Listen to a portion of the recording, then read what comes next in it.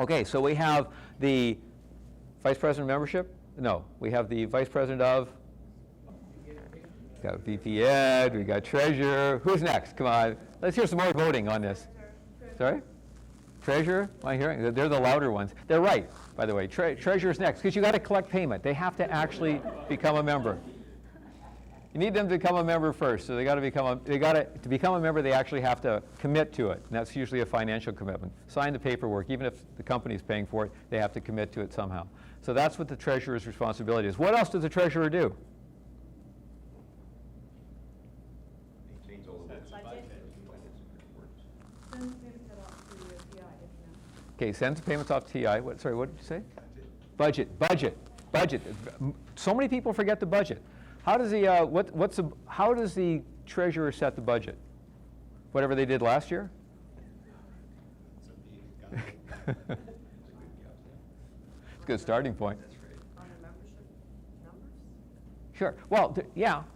What's the process? Do you know what the process is for doing, for those of you who are a treasurer? Has anyone here been a treasurer before? Really? Really? I know the one person who's been like every role hasn't been a treasurer. You have to anticipate expenses and then add, I guess, for your room and whatever else goes on. Absolutely. And then I would imagine, so I'm in a corporate club, we don't have a lot of that stuff. Our room's free.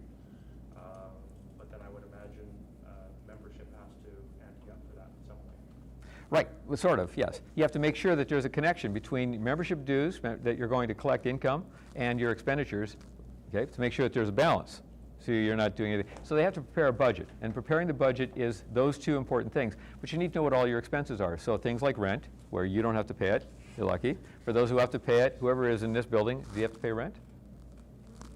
A little bit? Yeah. Okay, so whoever's got this building has to pay rent. So you have to make sure you have funds for paying the rent. So you have to set a budget that says, here's what our expected membership dues are for the year. Here's what our expected or fixed costs are. Here's what our variable costs are. Here's how we're going to do it. And if we run short, we're in trouble. So how much money do we already have in the bank? And how much are we going to have left over at the end of the year? So you assign a budget. That budget is worked on initially started by the treasurer, but who has to approve the budget? The executive. Thank you. And then who has to approve it again? Membership. So it's presented to the executive, worked on by the executive, tweaked because everyone wants to have their own little pocket of money. Sergeant Arms may have some printing costs. They may have to want to buy a new banner. Someone else, VP membership, may want to produce some materials, have some for the guest packages. And VP Public Relations may want to be doing some more stuff, putting some stuff online, printing some stuff off, doing flyers, doing open houses, and those cost money. So where is that money coming from? It's got to come into the budget, so you put it into the budget. It's approved at the officer level and at the club officer level, and then it's presented to the membership. The membership is the deciding body. The club officers can only present things. Any decisions that affect budget or affect the policies of the club need to be approved by the membership at a business meeting. You can have a business meeting every week, or you can have a business meeting once a month or once every 2 months, but you need to have business meetings to conduct the business of the club. It isn't that difficult, it isn't that complicated, but it does need to take place. When does a budget need to be approved by?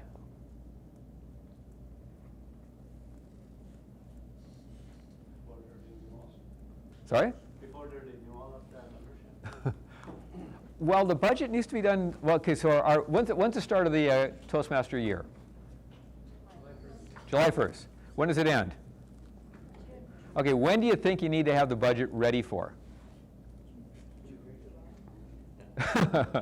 Well, June 30th of the incoming year or the outgoing year? No, that's either too early or too late. It's a little too early because you haven't got the people in place yet. It's way too late or just a bit too early. So usually by the end of August, you need to have your budget approved.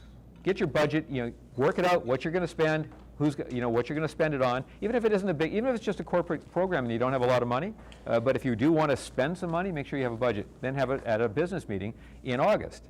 By the end of August, have a business meeting to approve things like that. But you may also have some other policies about what you want to do, and that's what's going to get approved at the business meeting. But we'll talk about that in a little bit. So budget, They're responsible for paying Toastmasters the dues collected or for coordinating that. Again, they don't have to pay it directly. In some clubs, the vice president of membership actually collects the membership dues and pays TI off their credit card, and they do it that way. Then they get their credit card points. It makes everybody feel good. They get reimbursed from the treasurer, or they've collected the money and they just give the difference back to the treasurer. It goes into the bank and stuff like that. There's lots of ways to do it. What other responsibilities are there for the treasurer? On a check. And the reason why you need to have 2 on a check is because, not that we don't trust a treasurer, but we really don't trust a treasurer. You don't want to put the treasurer in that risk of being, of that, there may be $4,000 or $5,000, $10,000 in the bank, and that could be, just, too. Anyway, so don't do that. So you have to have a second signature. So the treasurer should never pre-sign checks. The president or whoever else has got a signing authority should never pre-sign checks. And it's always good to have 3 people with signing authority so that if one of them is away, you'll still have 2 people who can sign a check. Or if the expense is going to the treasurer, it should be signed by the other 2 people. It doesn't have to be, but it should be. It's a nice to do. Okay, so that was the banking, the signing, and then you have to provide, what else? One last thing that the treasurer should be doing. Reports, financial reports. And they should be done at your business meeting saying, here's how much money we got in the bank, this is what our income has been, this is what our expenditures have been. Okay? Done. Simple. Straightforward. Next role, after the treasurer.